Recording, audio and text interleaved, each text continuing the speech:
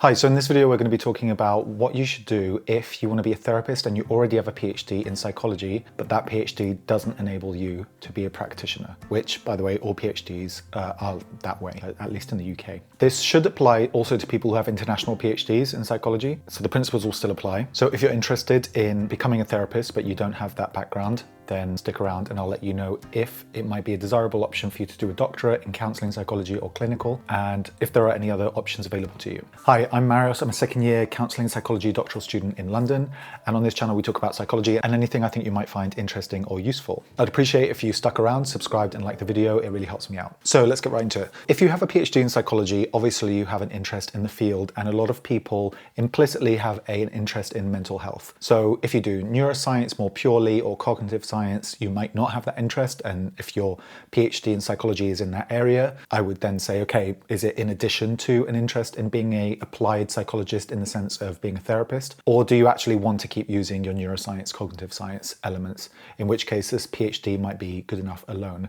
I'm specifically looking at people who want to be therapists, but they also have a PhD in psychology already. So the thing is about having a PhD in psychology, you already have the doctor title, of course, and also you have extensive training in research methods, or at least the research methods that you used in your thesis. So you'll be well equipped to become a researcher, or you are a researcher already. If you want to become a therapist, you may want to use those research skills in your job in order to kind of apply it to being a therapist, but you may also just not be interested in doing that anymore. Maybe you did all the research, wasn't for you, or was good at that time, but you want to move on and just be a therapist, meaning just have your own private clients, maybe you not work in the NHS or wherever you are. And those choices will dictate whether or not you should get a doctorate or a different master's degree or a certificate, etc., to be a therapist. So the main thing I would start with is understand your motivation. So why are you even thinking about going into therapy? It might seem like a basic question, but is it just because you're interested? Is it just because you like the ideas?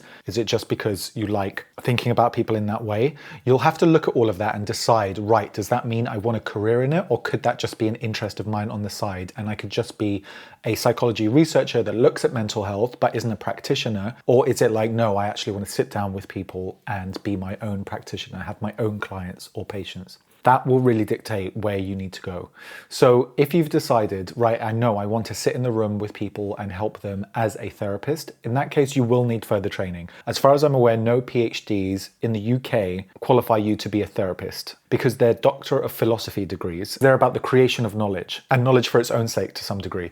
So to be a practitioner, you have to prove that you can do all of the professional competencies. You have those professional competencies in order to practice, and that will require other degrees, because a PhD will make you great at researching, analyzing, collecting data, all of that, publishing in scientific journals, but it will not prepare you for sitting in a room and doing therapy with someone. So before you even think of degrees, to be honest, you should be trying to get practical experience number one.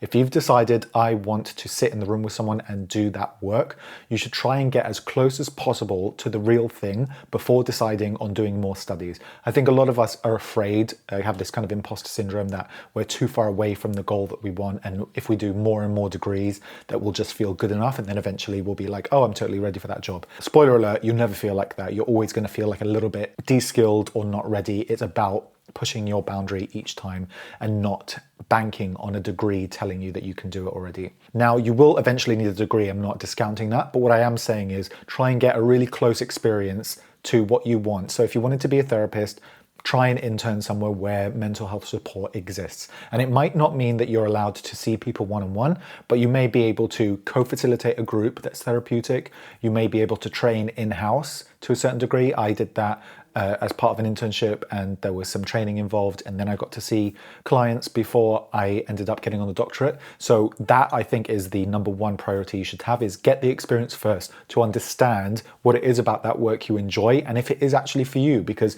thinking that you want to study something and studying something, those are both different to actually enjoying doing that thing. They're really, really different. So you have an interest, great. You have a hunch, great. Follow it. But you have to actually get the experience as much as you can in real life before making a big commitment, like doing a certificate, master's, or even bigger than that, of course, a doctorate. So you've done that. Do I have an interest? Why do I have an interest? Do I want to practice?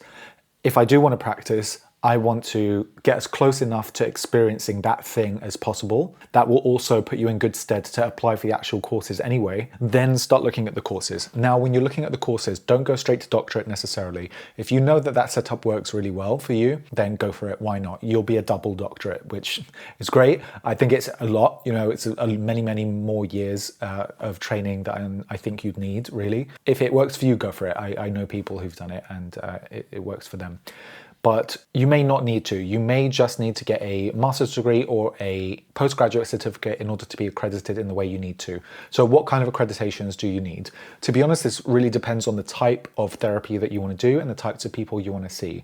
So if you want to see children, adults, specialized populations, if you want to work specifically with CBT or psychodynamic modalities, all those things will decide which course is going to be most appropriate for you. So don't look at the courses yet. If you want to just get an idea for what each of them give you, go for it. But I wouldn't pay money to any specific one until you have an idea of, hey, I think, again, you're still working with hunches, that's okay.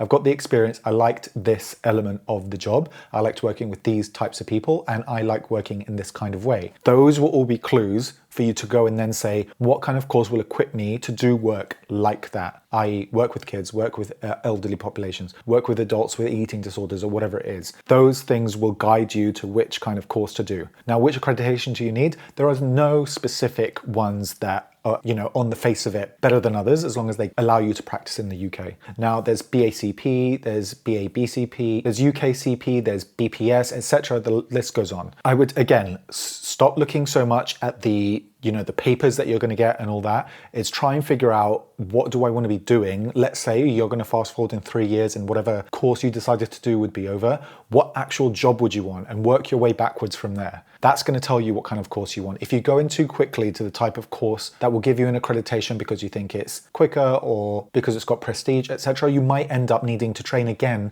because it doesn't qualify you to do the type of work that you want to go for. So I would say beeline for the type of work that you think is most relevant to you, that you want to be doing, and then choose the course. Now, you'll have the postgraduate certificates and masters as options. Look at the accreditations, look at the types of modalities that they're going to train you in, look at whether or not they specifically train you to work with specific populations. All of that will help you decide which is the right one. And of course, look at things like duration, the study mode, if it's part-time, full-time, and how much it's going to cost you. All that stuff should be factored in.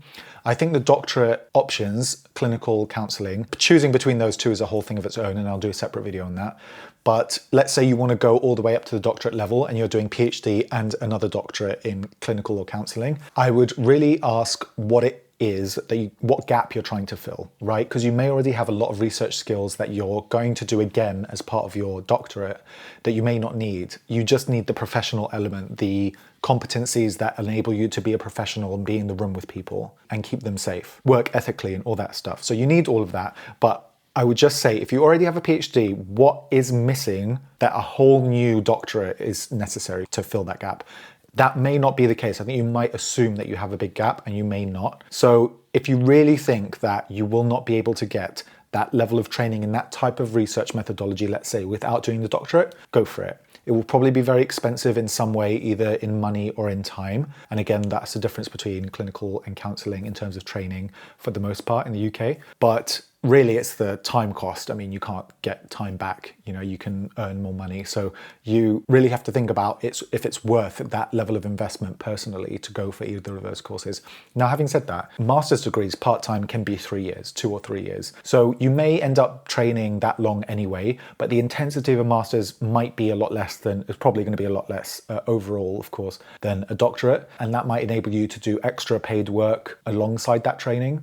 So it's really a balancing act in that case. A doctorate is going to be full on, full time, and you will be on placements, etc. But you probably won't have time for extra stuff like other jobs.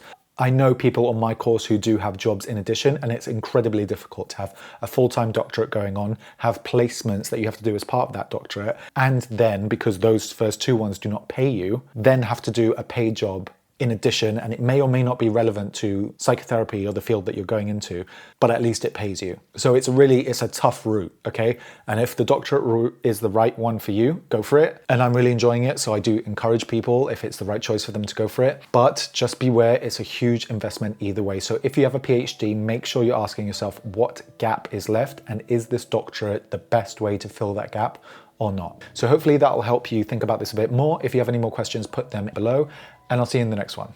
Look after yourself.